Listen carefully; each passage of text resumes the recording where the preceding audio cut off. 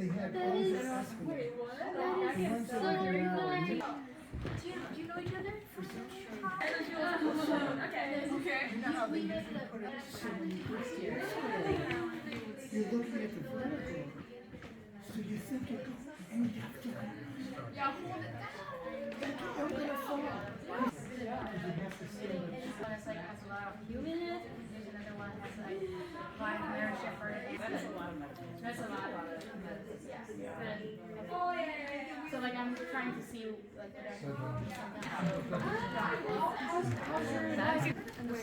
Yeah, there are free food and postcards like in there. There are free postcards. I have quite a few friends. Because I want to work with Text me and we'll find a way. Yeah, we'll find a way. Yeah. Congratulations, and I'm so glad to meet you. You're a rock star. Bye, come here. Awesome. Bye. South Franco. Franco, yeah. Oh my god. Yes. That's so badass. That's the most badass thing ever. Too. Not the phrase that I would have used, but it's a generous one to apply. So maybe it's Portuguese to apply to itself. It's only something that someone else can say about. Some people like that. Yeah. Okay. I'll hit you up whenever if I ever paint love and forgiveness. Yes, yeah. Okay. Good. Is there already Kierkegaard? Yeah. Oh my god. Oh, what a Kierkegaard. I started with Kierkegaard. I started with painting Kierkegaard's Night of Infinite Resignation and how he like uses this example that the knight can never reach the princess, but that never equality brings the knight into infinity.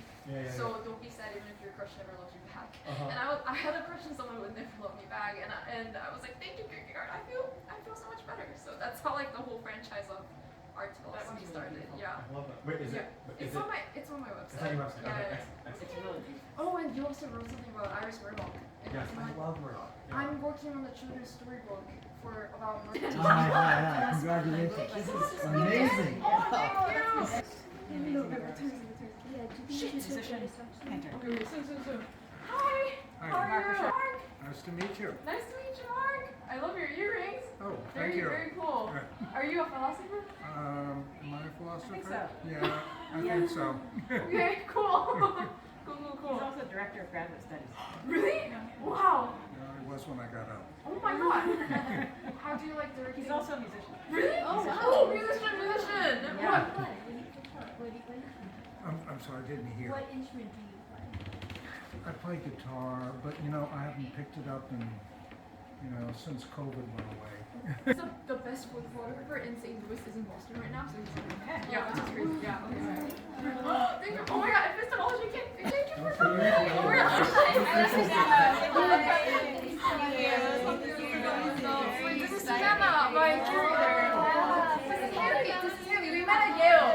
We were fighting bears and oh my god. For grabs and yeah, we're gonna have like a short talk at 5:75.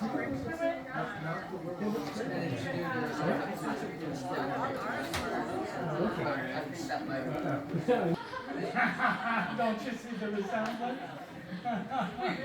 I learned how to do it too. Really? I used to, because on the boat you go fishing, Wow. and I would kill the fish, put it out of its misery right away with the knife, Okay. and they die happy, Because you're drunk?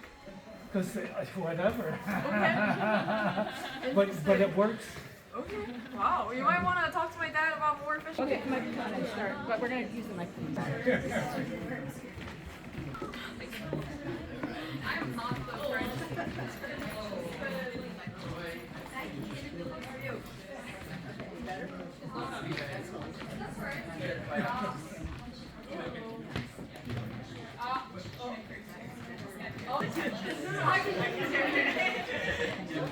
Okay, hi! That was really loud and long hi, but hi everyone, thank you so much for coming to see our perception of an art show inspired by the philosophy of perception. Woo! To introduce myself, I am q1moon. I am an artist based in St. Louis, Missouri, and Seoul, South Korea, who paints scenarios prompted by philosophical narratives. And yeah, I make large paintings, I make small paintings, and I also paint book covers for philosophy books. Before I tell,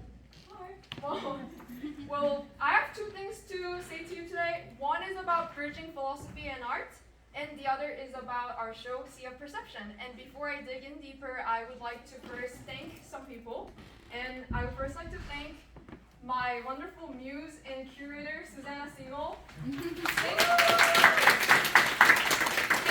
so much for helping me put this together, and thank you so much for inspiring me with your philosophy ever since I started to seriously paint philosophy. Because every time I read your things, I just get so much rich inspiration out of it, and it just made my art so much cooler, and it also makes the world a more richer perception. So thank you so much for that. And I would also like to thank our composer, Stella G. Gaitman-Willoughby.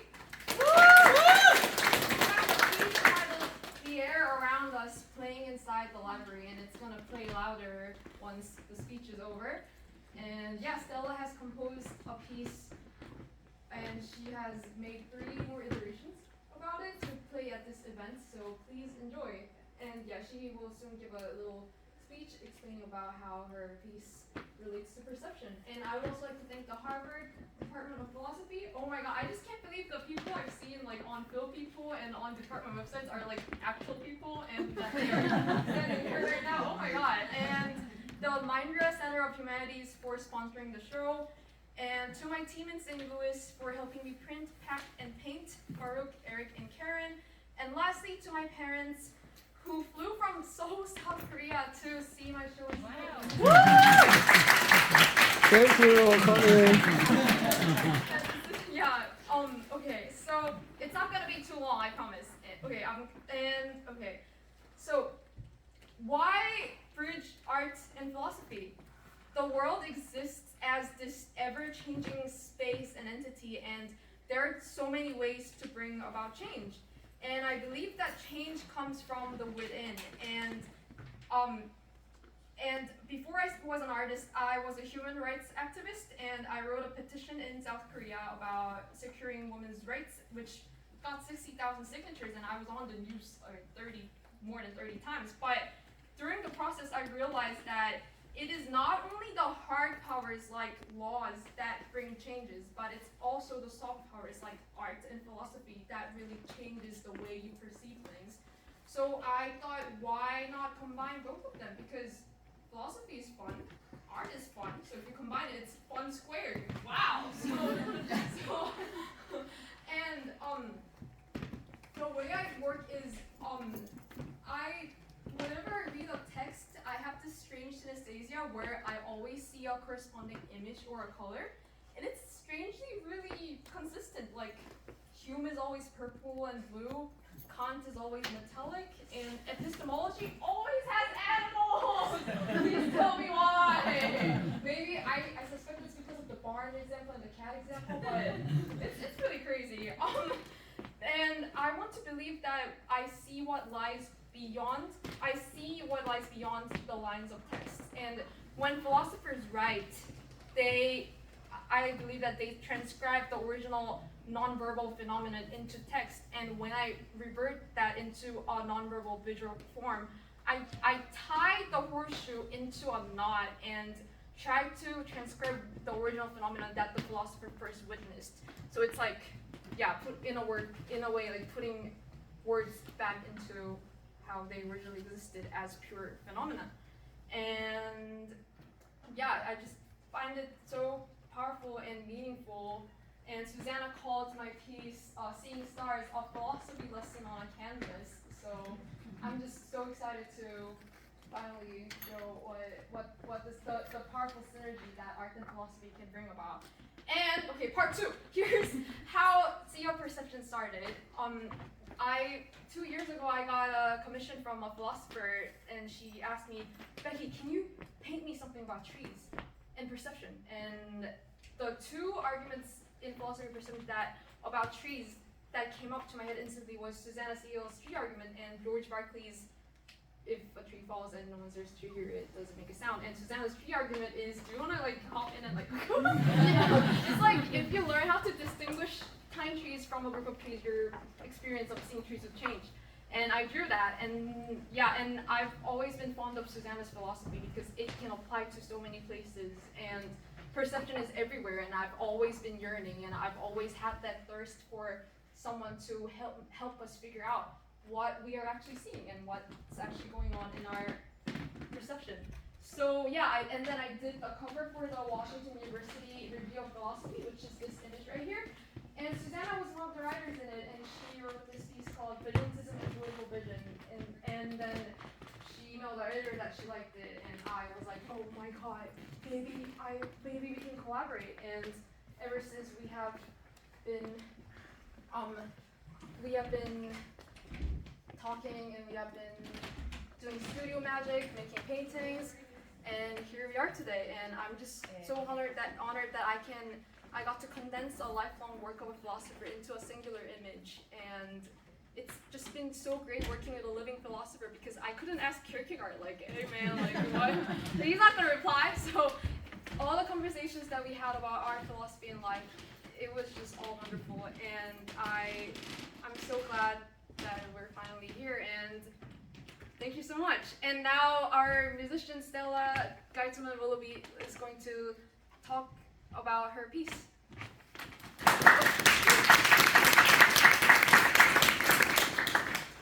Thank you so much, Becky, and thank you all so much for being here.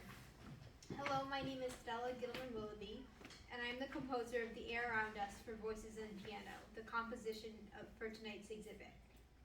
As you listen to my composition, appreciate the visual art, and move throughout this beautiful space, I hope and anticipate that you will each perceive the air around us in your own unique and personal way. In placing the speakers around the room in the configuration that you'll see in Robin's library, your listening experience will differ depending on where you are standing and which direction you are facing. You will hear an array of vocal sonorities, musical interpretations, and expressions as you move throughout the library. I want to say that I am very grateful and excited for the opportunity to share this composition with you.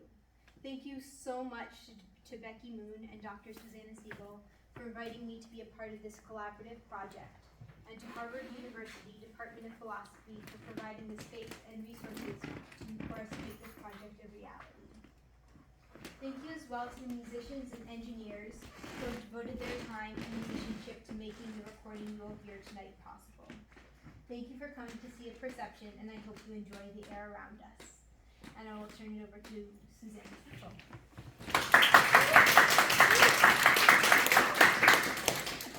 Okay, thank you so much for coming. I will be really quick, and just wanted to say that normally when we write philosophy books or give philosophy lectures, what happens is somebody raises their hand and raises an objection, or says that you left something out, or that you haven't defined the phenomenon properly, or we have a conversation that takes us on, clarifies the dialectical path, but it's more discursive. And so what an incredible delight and thrill to have a response to philosophy that's this, that's sights and sounds, and a whole other modality, because oftentimes in philosophy we try to reach a point where we are seeing everything from some sort of stance kind of above it all, or from a kind of distance of all sorts, think of Socrates and his social distance from polity and on from there.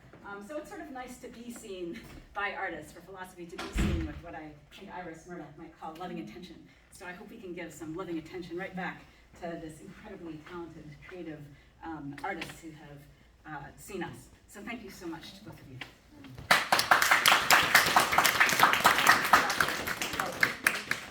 Well, okay, we recorded a longer version of the talk where we give an explanation to each of the artworks, like how some are inspired by J.J. Gibson, how some are by Iris Murdoch, and yeah, the QR codes are on the walls. And inside the library, Stella's piece will be playing, and you can get food and postcards. So And yeah, t-shirts and drinks. and t-shirts and drinks. So yeah, thank you so much for coming. Go Perception! Woo!